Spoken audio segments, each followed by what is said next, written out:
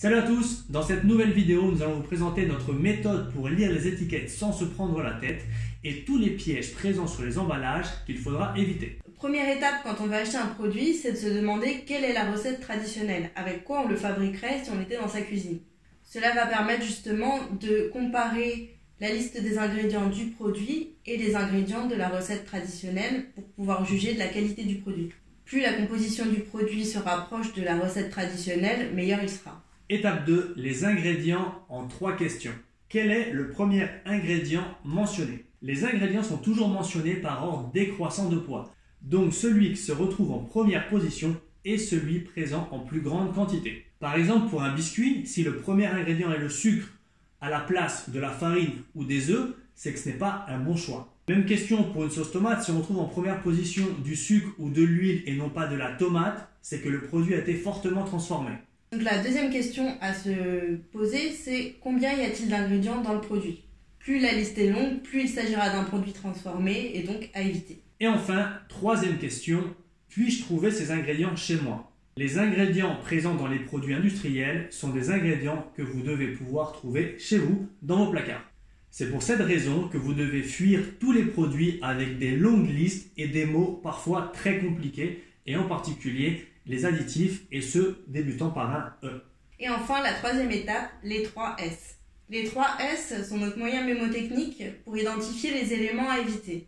Premier S, les sucres. Donc il est nécessaire de privilégier les produits dont la quantité de sucre totaux est nettement supérieure à la quantité de sucre simple. Le deuxième S, c'est le S de graisse saturée.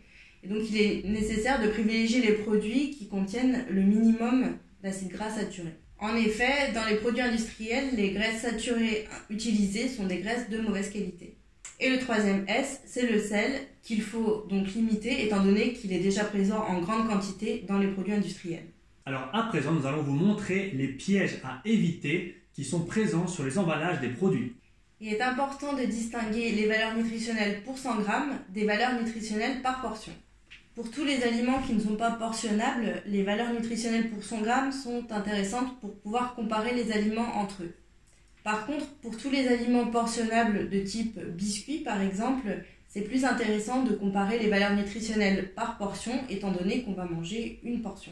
Par exemple, cela va permettre de ne pas se laisser berner par des produits qui se disent allégés mais qui vont être en plus grosse portion et donc on va finir par consommer une quantité de sucre supérieure à un produit non allégé. Pour tous les produits qui ne sont pas vendus par portion, vous pouvez dans ce cas comparer les valeurs nutritionnelles au 100 g entre elles puisque c'est vous qui allez décider de la taille de la portion que vous allez consommer.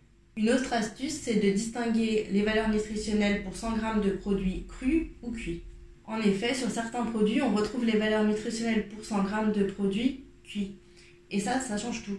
Pour le riz, par exemple, donner les valeurs nutritionnelles pour 100 g de riz cuit donne l'illusion que ce riz est nettement moins calorique. Alors qu'en fait, 30 g de riz cru équivalent à 100 g de riz cuit, on se retrouve à comparer 30 g de riz à 100 g de riz. Et donc les valeurs nutritionnelles sont différentes. On espère que cette vidéo vous aura plu. Pensez à liker et à vous abonner.